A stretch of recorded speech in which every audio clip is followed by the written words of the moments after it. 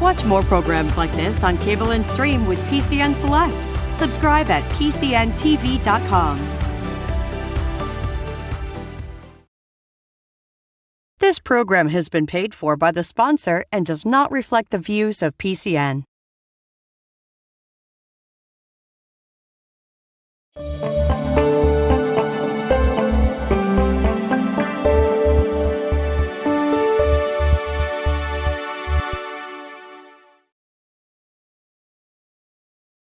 Welcome to another edition of PHRC Speaks, Fair Housing in the 21st Century. I'm your host, Adrian Garcia, Director of Fair Housing and Commercial Property Division for the Pennsylvania Human Relations Commission. Believe it or not, it's been 55 years since the signing and enactment of the Fair Housing Act of 1968. This begs the question, where are we as a society in ensuring that all people, regardless of race, color, religion, sex, national origin, handicap, disability, and familial status, have access and opportunity for safe, habitable, affordable housing? Recently, the U.S. Department of Justice secured over $31 million from City National Bank to address lending discrimination allegations.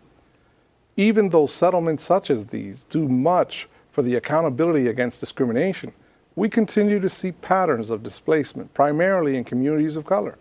The gentrification going on throughout the Commonwealth and the nation. Now, Reverend Dr. Martin Luther King Jr. called fair housing a moral issue. It stands to reason to wonder if after 55 years, our country continues to be infected with the virus of discrimination that we are all missing. What are we missing in order to inoculate us from the illness and begin to heal? Our guest today is Dr. Walter Palmer, a true social justice warrior in every sense. He's the founder and director of the Palmer Foundation and lecturer at the University of Pennsylvania Graduate School of Social Policy and Practice, where he has taught foundation courses in American racism and institutional racism and social change since 1990. He's also the founder of the Black Men at Penn School of Social Work, Incorporated, and founder of the Center on American Racism and Social Justice at the School of Social Policy and Practice. During the height of the Civil Rights era and Black Power movements, Walter Palmer was recognized nationally as the premier grassroots organizer for successfully organizing city, state, and national political campaigns, protests, campaigns, and grassroots community projects, such as the MOVE Crisis, Model Cities, Public Health, Community Mental Health, and gang and anti-violence projects in Philadelphia and across the country. Walter Palmer is a graduate of the University of Pennsylvania School of Cardiopulmonary Care, and he is was director of the Cardiopulmonary Care at Children's Hospital in Philadelphia from 1957 to 1967. He is current fellow of the Philadelphia College of Physicians. He received his Juris Doctorate degree from Howard University and law clerked for the Community Legal Services upon graduation. And I have scratched the surface of his experience and expertise. Welcome to PHRC Speaks, Dr. Palmer. It's an honor to have you here. Well, thank you, Adrian. It's my honor to be here. It is. I always ask our guests, and who knows, maybe the viewers don't care, but I certainly care. I want to ask you, and I don't want to take too much time on it, but when did you realize that civil rights and social justice was your calling? It's an important question. There's a man by the name of Robert Lott. He's a videographer, filmmaker. He wants to do a documentary on my life. And one of the things we talked about is calling it the making of a social change agent. So I said to him, Bob, what happens if you want to talk about what makes anybody or anything, it's important to talk about their origins, their roots. So I grew up, I was born in a small town, Atlantic City, New Jersey. And my mother and father, we had eight children. I had 7 siblings. In the early days, we lived with my great-grandmother, who was a former slave. And her daughter, my grandmother, and her husband, my grandfather, my aunt, and her 2 children in 2 rooms, two floors, right? So I learned about poverty, but I also learned about the extended family. Now, my father and mother couldn't have all all 8 of our children there. My 5 sisters were farmed out, and they were farmed out between Philadelphia and Atlantic City. So I learned about separation. So I learned about poverty, I learned about separation. But the town, historically, of Atlantic City, which was largely populated by white citizens, was divided. So white citizens lived and residents lived on the south side of Atlantic Avenue going towards the ocean. Blacks lived on the north side going towards the bay. And what happened was blacks were coming into Atlantic City before the Civil War and became very popular after the Civil War. So they helped to build the boardwalks, but were seldom welcome to walk on the boardwalk. They helped to build the hotels, but couldn't sleep in them. They helped to build the hospitals, but most of us were born at home with midwives. They helped to build the restaurants, but couldn't eat in them. Now, that's the story of America that most Americans don't realize, and when you talk about it, it's just hard to fathom because most people are decent.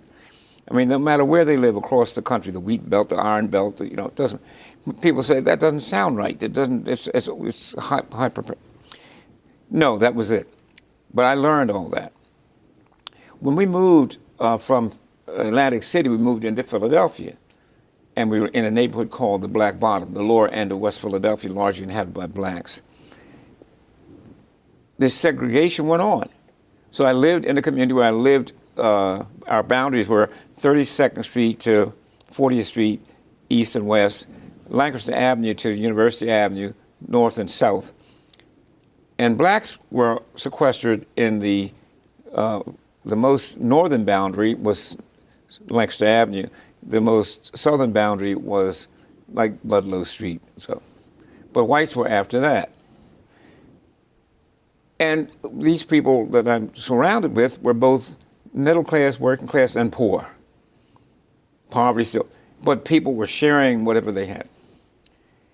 This continued on when I wind up going into elementary school, middle school. Nothing changes. It is the making of a social change agent. It is the ingredients of what really, if you really care. And I was raised by women, and so a lot of sensitivity and a lot of strength. My great-grandmother, I remember when she was dying, I'm only 4 years older, so, but I remember him putting us on her bosom, right? The children had to be there. You know, these are practices of any culture all over the world. People ground around the elders, right?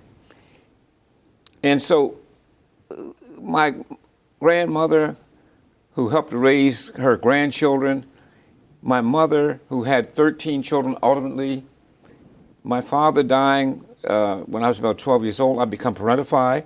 I have to help take care of the family, etc. These are all the ingredients. And so early on, and there will be troubles along the way, after overcoming the troubles, by the time I'm 18, 19 years old, I'm in. I'm all in. Okay. Yeah. When we spoke, as we prepared for the show, you shared with me a great perspective on the history of housing inequality in communities of color. You look at it all the way back to slavery. Could you share with that perspective with our audience? Oh, so. So now what happens is when people talk about the history of America and the history of racism, etc., I try hard to figure out what are the strokes and strands that can help us heal or overcome. So looking at history is terribly important. There's always been slavery since antiquity. Africans were the first original people on the planet. And Africans went to war against Africans and enslaved Africans. And the Germans did it with the Germans, the Irish with the Irish, the Polish, the English, the French, Spain, etc. Sure.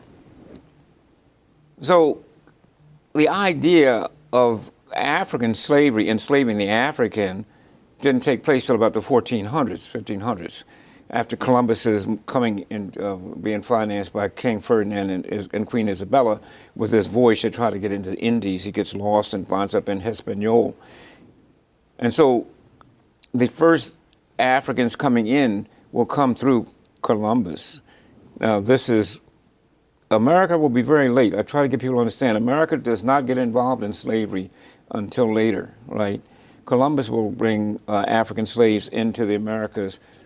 But the only reason he did it because What happened is the Spanish were trying hard to enslave the native indigenous people, and that didn't work out because they were nomadic.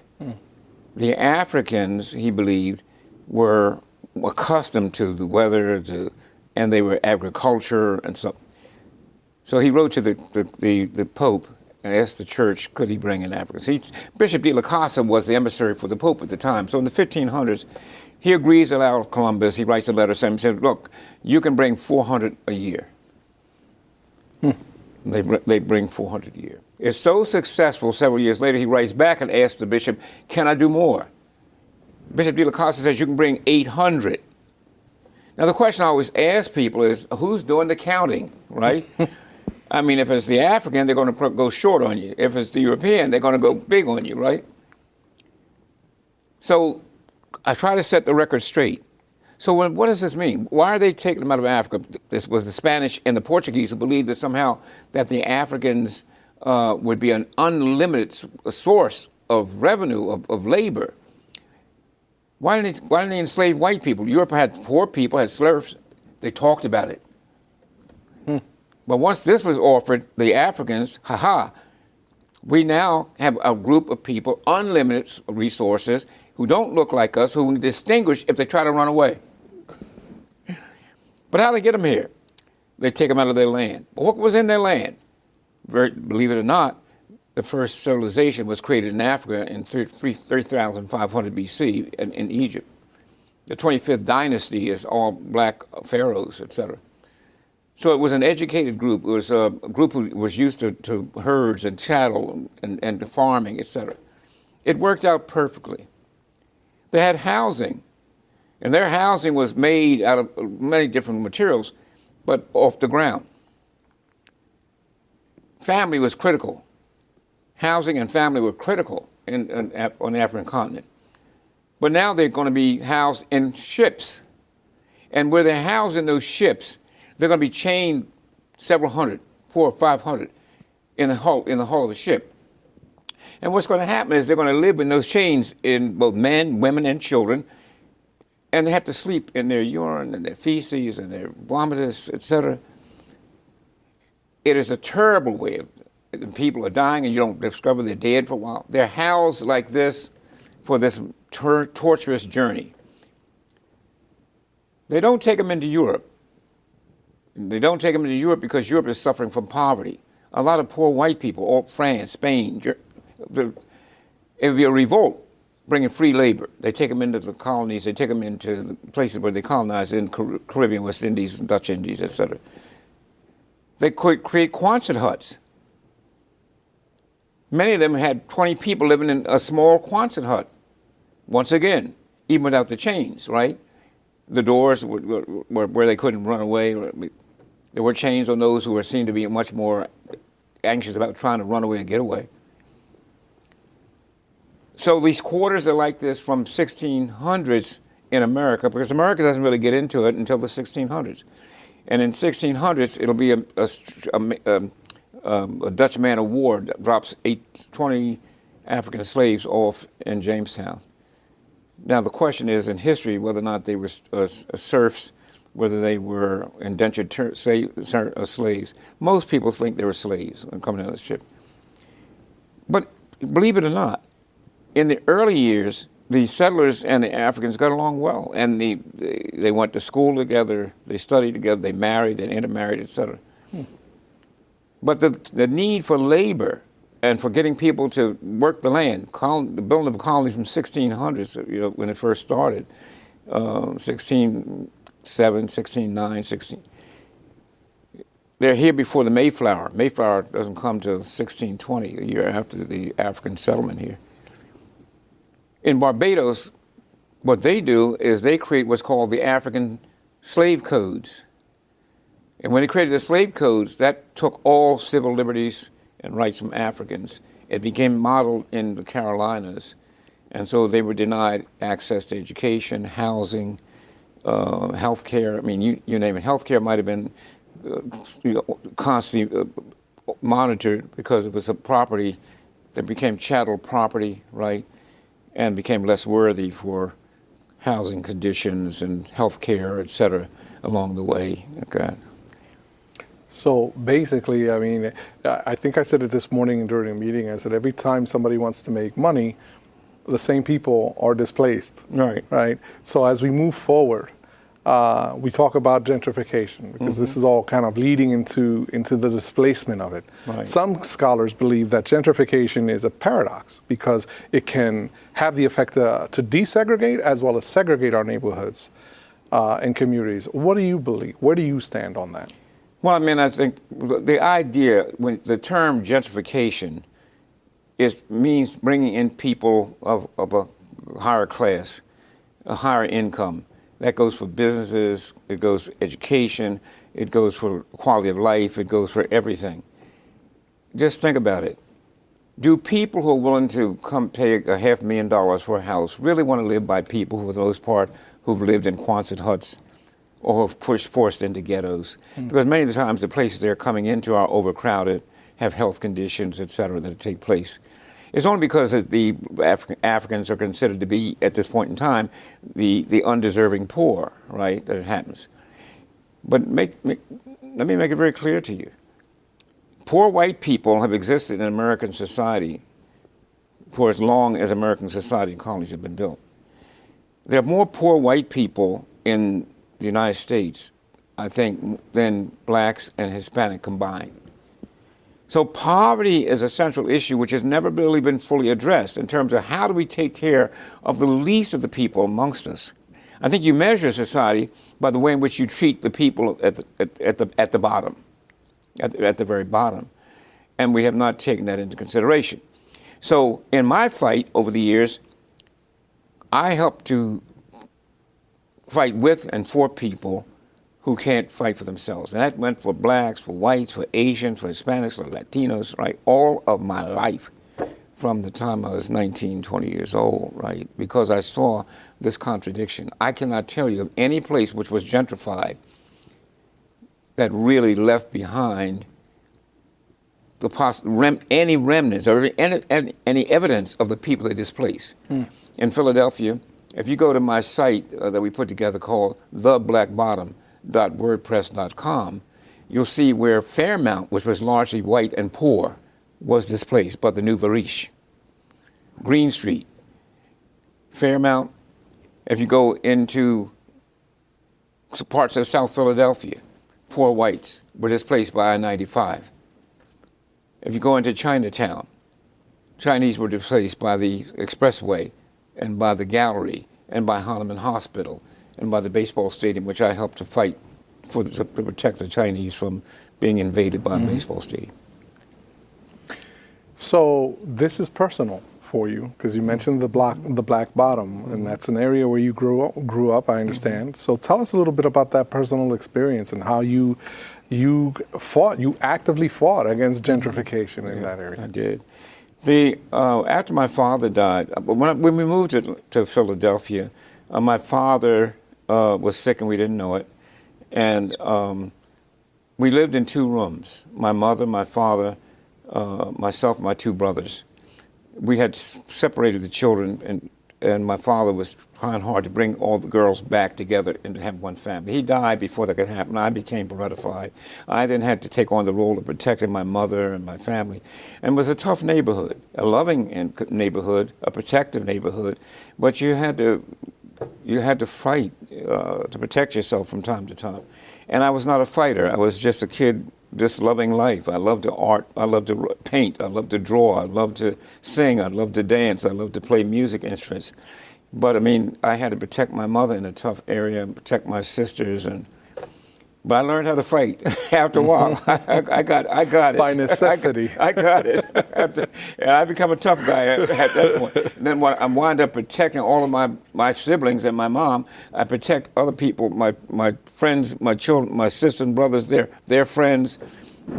Because I admired the guys who were protecting all of us when we were growing up. In every community, Italian, Polish, Irish, there's always these older folks, the older guys that can handle themselves, that really look after the little girls and the boys and look at after the elderly. I said, I want to be like them. And I did. I wound up being like them, trying to take care of the entire community. To this day, I became a warlord, right, to take care of this community. Even when I did my professional training at Penn, and moved out of the community, I'd come back every day to make sure, because I remember the older guys asking my sister and her friends while they're playing jump rope, double dutch, and jack and ball, anybody bothering you? Are you okay? Well, the toughest guys in the neighborhood, Eagle Carter, walking through the streets, just you tell them, Eagle Carter. You tell them, Walt Palmer. I became Eagle Carter, right? Yeah. But then I started on my juvenile journey, getting locked up. I got locked up at 12 years old for burglarizing properties. You'll never guess what properties I was burglarizing. University of Pennsylvania dormitories. Isn't that ironic? Life is full circle, indeed. So I go down this track every 6 months, every year, getting locked up for foolish things, stealing and fighting and disruptive behavior, but still protecting the neighborhood, protecting my mother, my brothers, my sister. I'm supposed to be first generation to graduate from high school. Doesn't look good. Doesn't look good at all. Got locked up even if my You put it in doubt there. Even in my senior year in high school, right, fighting, got locked up. I said, well, that's it. It's all over. But as fate would have it, the guys who I was fighting, the family said, we don't want to, some other black kids who were fighting, we don't want that stigma on these kids. I got a break. I got a pass. And I've never forgotten, Adrian, people who mentored me along the way. So I became a mentor I used to say when I was younger, if I could only have all the children that nobody else wants, the black ones, the white ones, the Asians, the Latinos, if I could I would take all these children and help protect them till they could protect. Now that's impossible. But that's where my head and my heart was to this day, And so that journey of fighting, protecting the community would eventually, I'd be in fights. I got stabbed here. This is a razor cut here. I was stabbed, and I almost had my artery severed off. I was shot in a drive-by at 14 years old, and one night playing basketball on the basketball court.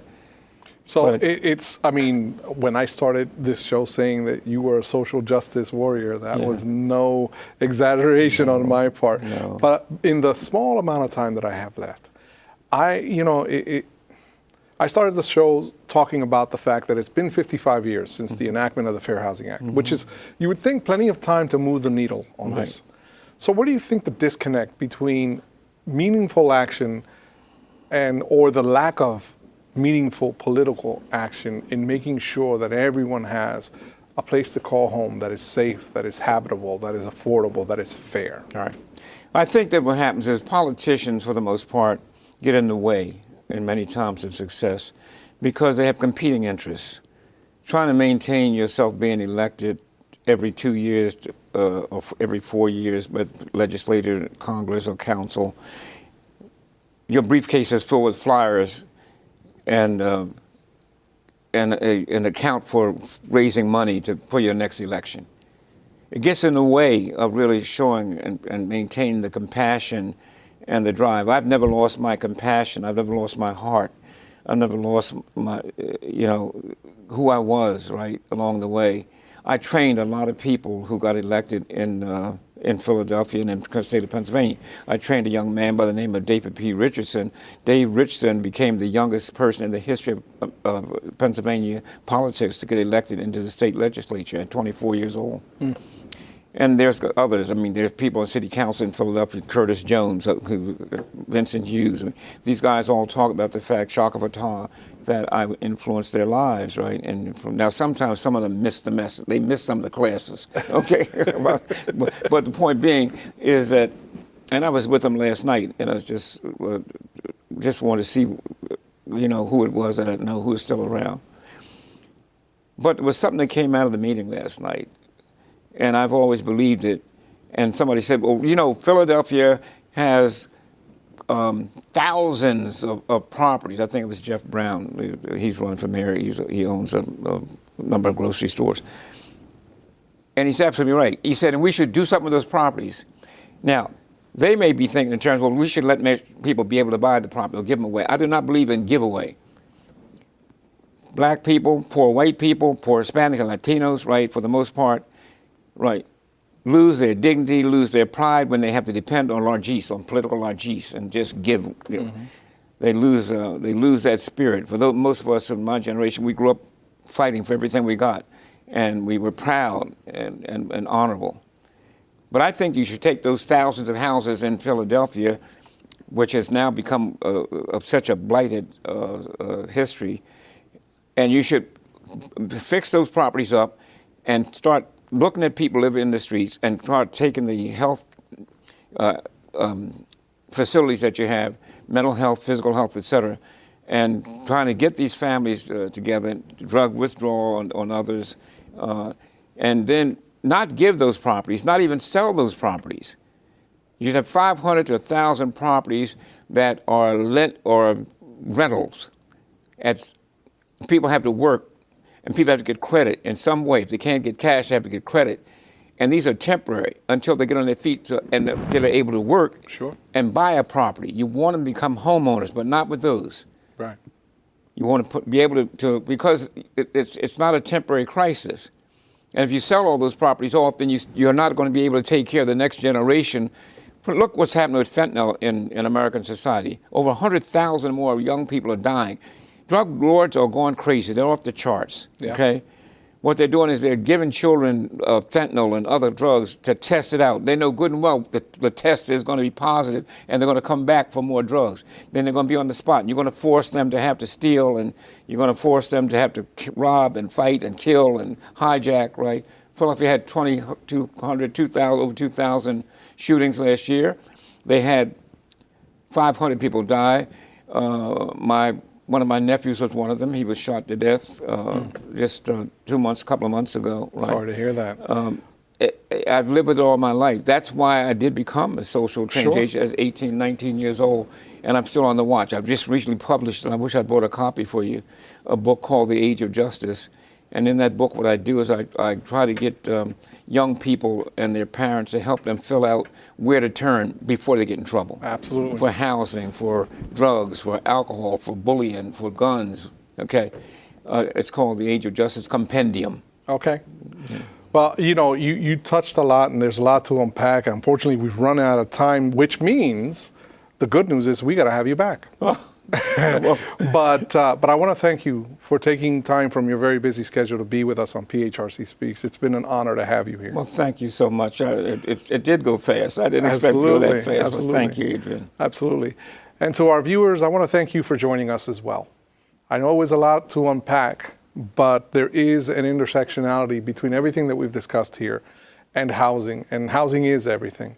So for more information on this topic, or if you believe that you've been a victim of discrimination in a housing transaction, visit us online at www.phrc.pa.gov or call us at 717-787-9780.